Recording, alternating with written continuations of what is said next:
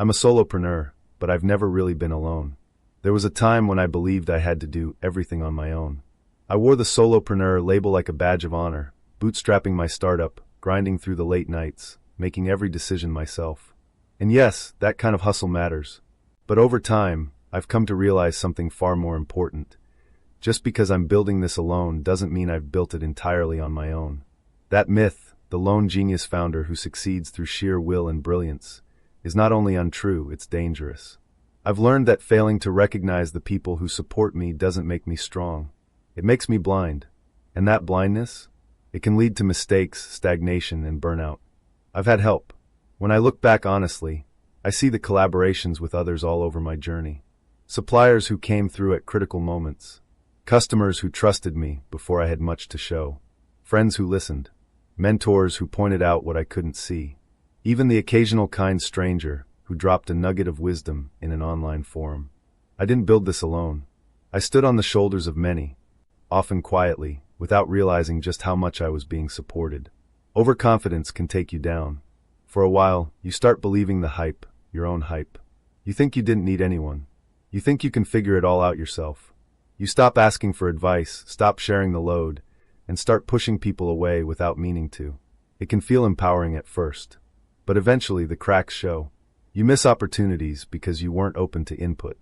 You repeat mistakes others could have helped you avoid, and you feel increasingly isolated, which is no place to build from. That's when you learn the truth. Overconfidence isn't a strength. It's a warning sign. Giving credit keeps me grounded. I practice something different. I give credit. I say thank you. I reflect on who's helped me and how. I'm intentional about appreciating the people who've made this possible, even if it's just a supportive comment or an encouraging message when I needed it most. This shift isn't just about being polite, it's been a powerful mindset change. It keeps me grounded. It reminds me that I'm part of an ecosystem, even as a solopreneur. And it builds stronger relationships with the people I'll continue to grow with. Here's what I do. I regularly name and thank the people who've made an impact, no matter how small. I ask for help sooner, knowing that vulnerability is a strength, not a weakness.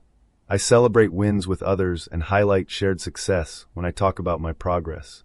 I've learned to let go of the myth that I have to be the hero of every story. Final reflection. If you're walking the founder's path alone, I get it. It can feel like it's all on you. But don't lose sight of the quiet contributors who make your progress possible. Even as a solopreneur, you're never truly solo. That realization has changed how I build, how I lead, and how I grow. So here's my advice to myself, and maybe to you too. Give credit where it's due. Let others in. Say thank you often. And never underestimate the power of shared progress, even when you're carrying the load alone.